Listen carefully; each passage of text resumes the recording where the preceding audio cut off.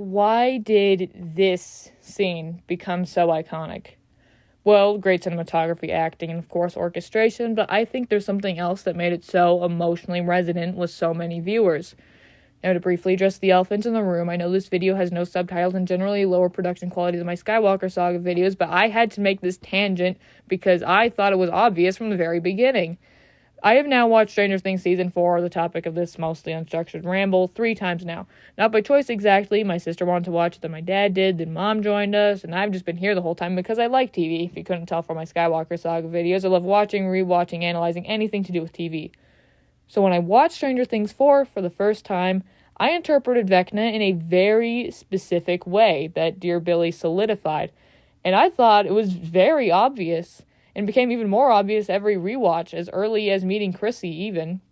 But in no family discussion, no online discourse either, have I seen this interpretation of Vecna in Season 4, so I'm going to put it out there because I thought it was clear that Vecna is an allegory for suicide.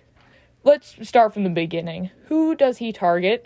Chrissy, who has an abusive mother and likely an eating disorder. Fred, who feels overwhelming guilt over the death of his friend. Max, who feels regret, grief, and likely depression. Patrick, who appears to have some regret and anxiety over hunting down Eddie. All 4 looking for some way out. He even, in canon, drove his father to attempted suicide, right? If that's not proof enough, though, look at Max through the episode Dear Billy. She isolates herself as to not bother anyone, to avoid exposing herself too. She starts handing out notes to everyone she knows to be opened when she dies, in her words, in case something happens. She searches closure from everyone because she thinks she's gonna die and there's no way out. But there is. The final scene of the episode, maybe the most iconic in the series, and what I'm talking about right now, she escapes him and his weakness is discovered. Close friends and favorite songs. As Max explains in Season 5, though, it wasn't the song itself, it was the intention and the people behind it that brought back memories that may not fixed everything, but allowed her to escape. Of course, the escape was hard, something that grips you as literally hard as Vecna, or as figuratively hard as suicidal depression, takes a lot to tell anyone how you really feel in cases like this. Again, through the episode, Max is never open to anyone except Billy, who's dead, and even then, not really. To some extent, it makes sense. She doesn't want Lucas or anyone else to be worried about her, even if this is the time, more than ever, to be worried. And that's where Lucas comes into play. He's the one who helps her escape. It's a choice for Max to take the help. She does a lot to get there, but Lucas's help is just as important. He tries again and again and again to prove he cares, he wants to help, and that he can't lose her. And when she remembers that is when Vecna loses his power over her. Maybe not permanently, but enough for now. Is it really a coincidence that Vecna's weakness is friends who care and accepting their help? I don't think so. Especially when he also targets people who want a way out of their life and drives Max to act exactly like somebody with textbook suicidal depression.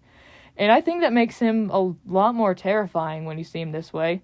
Hawkins is a very small, tight-knit community that's literally torn apart by the death of 4 teens. Vecna tears the community apart by taking only 4 people, and everybody loses something. Jason lost Chrissy, was driven insane, and ultimately lost his life to Vecna too. Eddie also lost his life fighting Vecna, and Dustin was never the same afterwards. Max couldn't walk until she graduates, and everyone who wasn't directly affected was still changed by everyone around them becoming paranoid or depressed or forever changed. I know this analysis was shorter than I wanted it to be. This was just kind of an unscripted ramble, so please take this however you want. This was just my idea. I thought it was very blatantly obvious, but I haven't seen anyone else interpret Vecna quite like this, so I'd like to hear your thoughts on the matter. Do you think Vecna is an allegory for something greater than he appears, or is he exactly as literal as he's supposed to be? Did Season 5 add to or take away from this allegory? Did I miss anything? Please let me know. I'd love to hear your thoughts. And as always, I need my cat!